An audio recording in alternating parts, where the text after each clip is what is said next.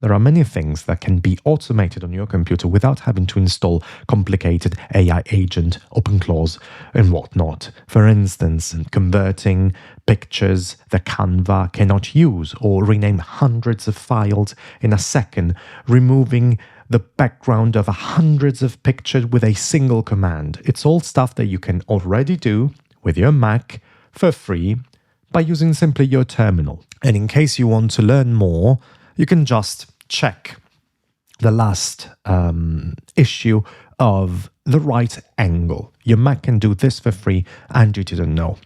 It's a thorough guide I write, and it's basically the written version of this YouTube video. So if you're not interested in watching the video tutorial, just look at the comment section, look at the description, and hit the link to the article. Now, first and foremost, what do we want to do? Well, the first important thing is that we want to install Homebrew. Homebrew is pretty much like an app store for your Apple terminal, with the difference that everything is for free and is open source. That means that the code of each formula, it's called the specific app for Homebrew, is out there to be checked. And everybody can double check that there is no malign code out there. So we go to brew.sh. I remind you that every link that I mention and every snippet of code that we type is also present in the video description. So feel free to copy paste. We go on brew.sh and we copy this snippet of code and we just paste it in our terminal. Now, I already installed Homebrew, so results might vary from what you see from your machine. And we hit enter. We insert our password. Don't freak out if you don't see the characters being typed out. It's done by design. And once again, we hit enter. Once again, and we're done. Homebrew is now installed on our machine. The first time you're going to install it, chances are that there is a message printed here on the screen saying that you need to copy-paste a command for the computer being able to recognize Homebrew as a new command. So what you want to do is you copy and paste. You just follow the instructions on the screen. You copy paste, you press enter, and the computer is going to recognize Brew. Then we hit clear if we want to have a clean slate. And there is something we actually need to learn. We need to learn how to navigate our folders with the terminal. Now, there is a very simple way to do so. You just open the Finder in the folder where you're interested to go to, and you go to View. You make sure that the path bar is out there, or you just press Option plus Command plus P to show or hide the path bar down here. And now you press with your right click and you select Open in Terminal. It's as simple as that. You click it and it's gonna open in another window. Now for our tutorial, we're going to use this window here, and we're going to navigate with the command cd, which means changed directory. So we hit cd, and then we press T, and then we press the tab button, which is basically an autocomplete. You see the space here needs to be expressed with an escape key, basically a key that tells the computer, don't worry, this is for me to express something which is different than what the space would normally express in a terminal. But if you just press the tab button, you're going to be okay. And you press the enter button. If you want to check the content of a folder on the terminal, you type ls. And you see, you're going to see that in this folder, there is input.mov, raccoon.webp, the folder script 4 and the folder script 5. That's fine. We are in the folder tutorial terminal. Let's get going. The first trick I want to teach you is how to download videos on YouTube. Disclaimer, please download the videos that are only either copyright free or for which you detain the rights, because otherwise it's piracy and we don't condone that. That being said, the script is going to work to download pretty much anything, even copyright protected videos. In order to do that, we are going to install a formula which is called yt-dlp. It's very interesting and it's very useful to use. Basically, most of the sketchy websites or the paid sketchy apps that you download or you use for downloading videos is nothing but a yt-dlp wrap. So just use the real thing and avoid exposing yourself to harmful malware or sending your data to servers that you don't really know. You copy paste this script and you hit enter.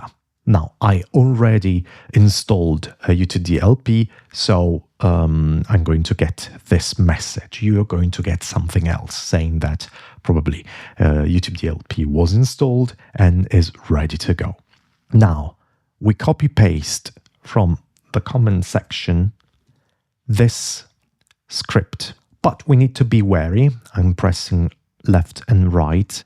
I'm going to cancel what's inside these quotes, and I am going to copy paste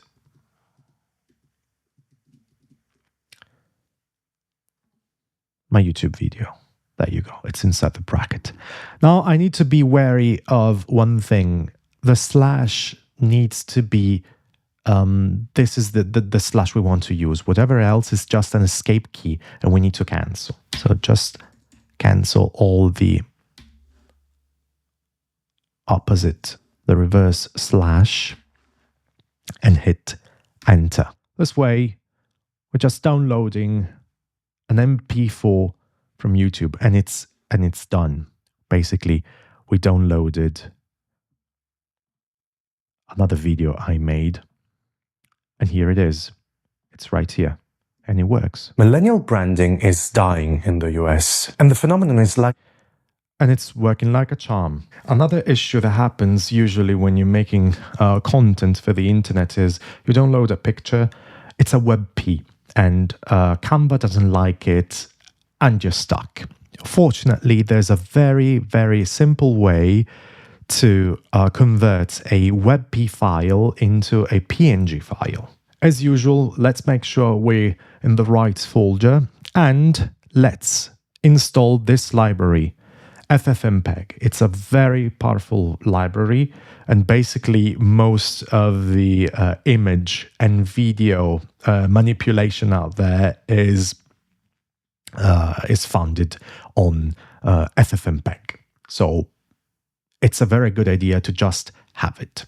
Let's hit enter.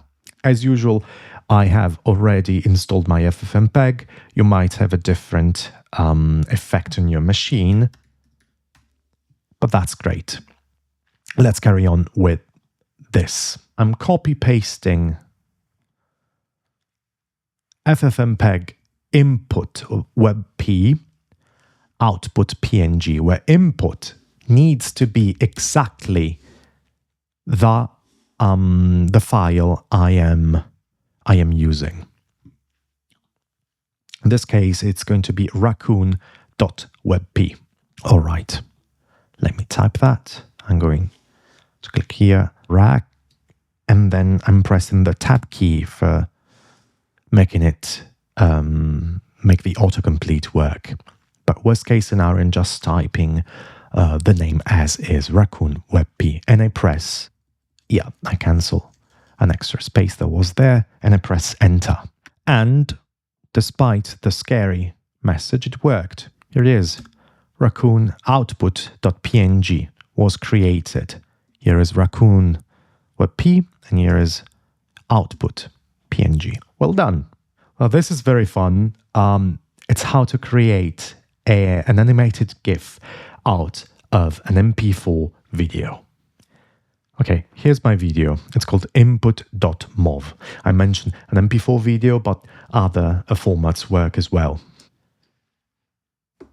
It's me, waving. Fair enough. Now, let's open up the terminal again, and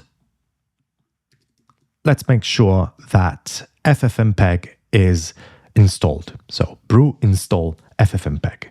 We don't need to type that, so I'm going to press Ctrl and U for cancelling the whole line. We already installed it. No need to reinstall it again. No need to run the script again. And now I'm pasting this script here. ffmpeg I where input mp4. I'm not sure that the input file is really input mp4, and in fact it's input.mov. All right, let's type mov and let's give all of these information. Basically, this means that FPS 15, I want to have 15 frames per second. The scale is 480 pixels of width with this flag here, Langsos, and we want a loop of 0, which means that the loop is going to go on indefinitely. If we typed loop 1, there would be just a single cycle of the animation, 2, just 2 cycles, and so on. But we want the cycle to be infinite. And then we want the final file to be called output.gif. It didn't work originally because there was an extra space that didn't work. Now this is the formula that works. We're going to run it, output 2. And this is the formula that doesn't work. So we need to be very careful. By the way, if we want to run something that was already launched, we just press the up button. So we have a history of what is going on. And here is output GIF. And this is output to GIF. We can see that the animation goes on and on and on. The cycle is endless. Now, this is a funny one. I met many colleagues who manually renamed a lot of files in a folder, usually with 1, 2, 3, 4, 5, 6, 7, 8, just for the sake of having an orderly folder with files. This can be done in a much more efficient way, and we don't need to resort to Homebrew. We don't need to download anything. This is just pure bash script. So we're going to use the terminal to do the heavy lifting. Okay, let's clear the terminal and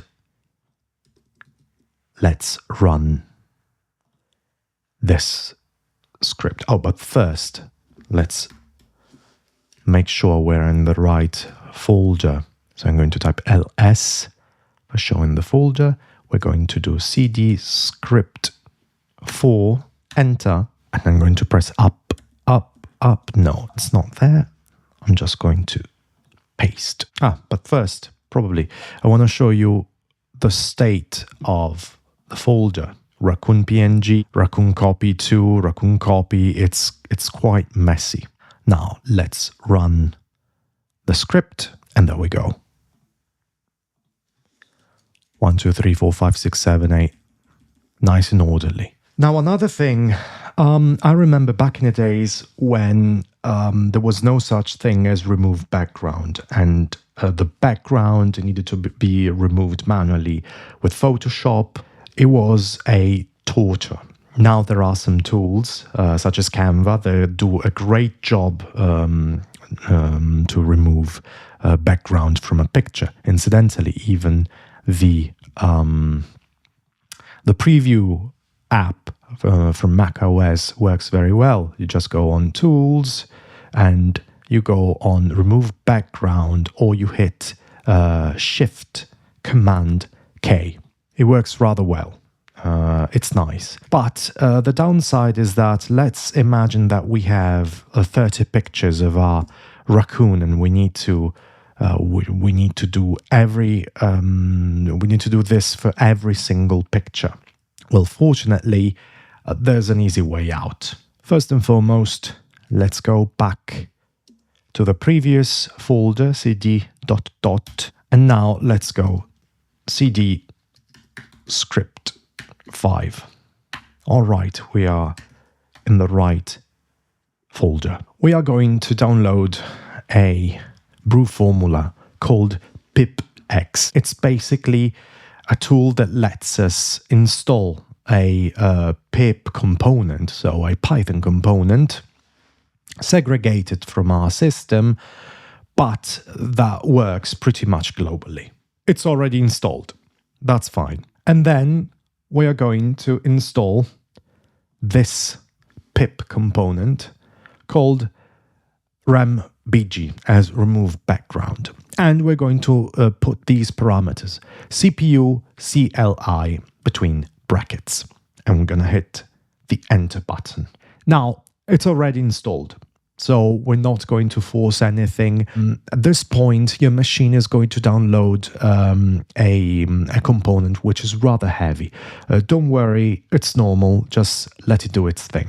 And now the magic part. We're going to paste this script, which is basically telling for every file in the folder, perform remove background and create a copy of the file named name of the file underscore nobg.png, and then stop. I want to show you how it looks like as we hit enter. It's going to take some time, but inexorably, slowly and inexorably, it's doing its thing. And you can grab a cup of tea or anything. But that's the final result, and it's very nice. If you want, it's also possible to tweak how strong you want your remove background. It's quite advanced, but for the time being, this is a functional picture. It's a complicated picture. The whiskers of the raccoon are complicated to see. There is a complicated blurry background. The raccoon fur also is difficult to be detected by the computer, and there's a log on the foreground. But all things considered, the algorithm did a pretty good job, considering that it's free and the computer did it all itself. And it's a wrap. Basically, most of these tools I showed you were already sitting in your computer, or you just had to download something that was open source and was free off the internet, using very little resources on your macOS terminal. Think about all the money that your team spends, or you spend as a freelancer, on tools that basically do something that your computer can already do or can do for free. A background remover, a tool for renaming files and whatnot. If you enjoyed this video, let me know in the comment section, and what's most important, share this video to a colleague that renames all the files one by one. That was all for today. Thank you and take care.